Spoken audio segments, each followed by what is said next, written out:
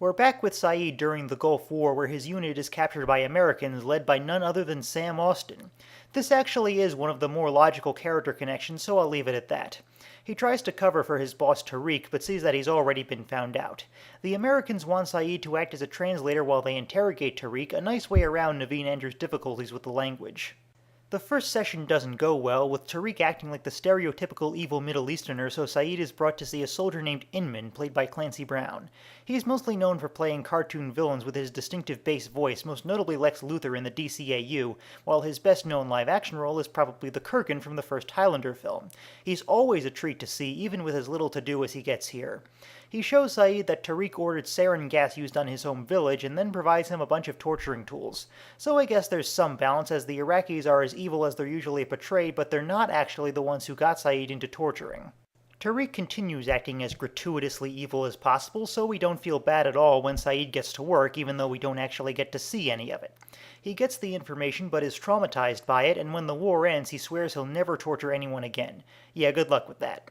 There's also a neat Easter egg where Sam has a real picture of a young Evangeline Lilly. That kind of thing is always cool to see. Ana Lucia tells Saeed about seeing one of the others in the jungle, but it turns out to be Danielle. Saeed just tells her to go back to camp and not tell anyone, not bothering to inform her about anything regarding Danielle, because that's the way people act on this show. I mean, this is the person who already shot one of the good guys by accident, and now you're letting her keep thinking that someone who's a chaotic neutral at worst is one of the bad guys? And this one stands out more than most because Saeed is usually not this stupid. The last time we met, you arrived to warn us the others were coming, which they weren't. In fact, it was a diversion to kidnap Claire's baby. So pardon me for not trusting you. Thanks for proving my point. Danielle is actually here to see Saeed and gives him her gun, which works pretty well on the whole trust thing. Back at camp, Sawyer is disturbed by an incredibly loud frog, though how he knows it's a frog I have no idea, and spends a while talking to Jin like he's completely forgotten the man doesn't speak any English. The character assassination continues, I see. We have to get sympathy back to Jack and Locke somehow. Sawyer finds Hurley at a secret stash of food he hid when preparing for that big party and Everybody Hates Hugo. So yeah, that great moment in Season 1 where Hurley proclaims he isn't hiding food, that's been pissed down the drain because all he's good for is letting us laugh at the fat guy. Sawyer blackmails him into helping find the frog, and yes, this is actually going to serve as the episode's B-plot. You can start to tell more and more how the writers had no idea how long they'd need to keep the show going at this point. Danielle's captured a man in one of her traps, played by Michael Emerson, who at the time was probably best known as the guy obsessed with the Brady Bunch in that one X-Files episode. That would soon change. He says his name is Henry Gale, and he also crashed on the island, which gets Saeed to cut him down. And he also gets an arrow that barely misses his heart when he tries to run. I don't see much point in continuing to play coy about this, so I'll just say his name is actually Ben Linus, and he's more or less the leader of the others. Which has caused a lot of the show's defenders to say that he deliberately got captured as part of a plan to fix his spine that we'll find out later. Except, how did he know that Danielle wouldn't just kill him? Either way, nothing's ever explained about this. Danielle agrees to let Saeed take Ben back so he can get some answers, and also has this to say. She would lie.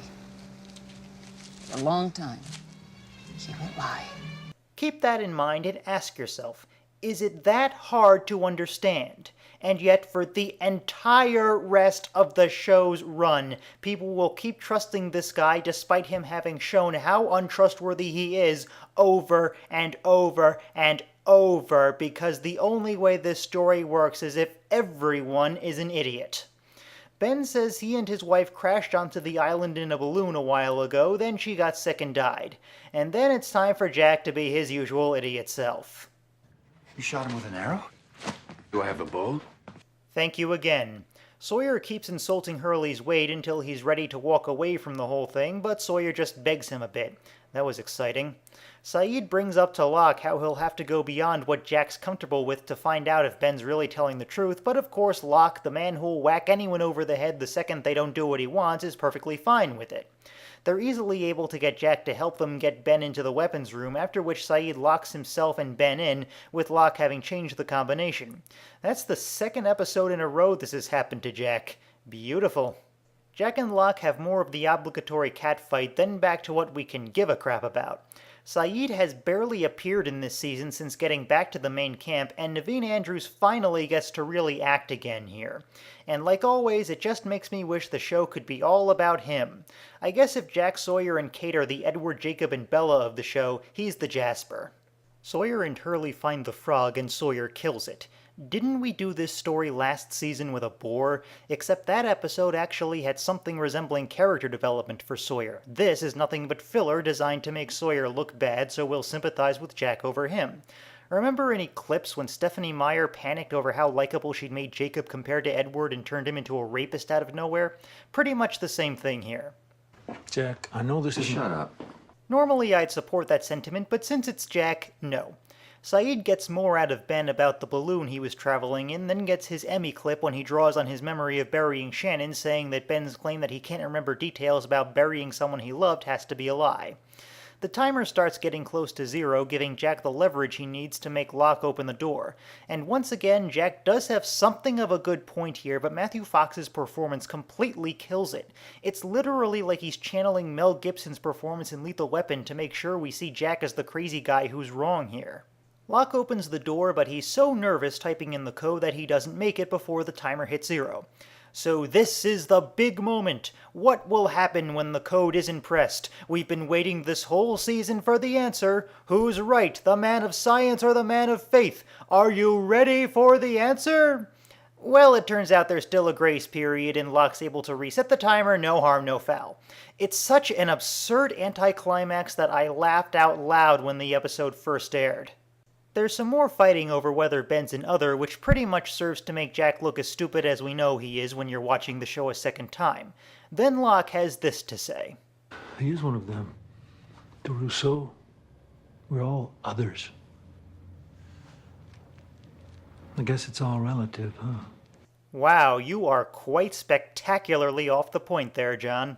Saeed tells everything to Charlie of all people, saying that he knows Ben is an other because he doesn't feel guilty for any of what he did. But there is no way I can ever explain that to Jack or even Locke. Because both of them have forgotten. Forgotten? What? That you were strung up by your neck and left for dead. That Claire was taken and kept for days during which God only knows what happened to her. That these people, these others, are merciless and can take any one of us whenever they choose. Always nice to see a character pointing out his own show's plot holes. So tell me, Charlie, have you forgotten?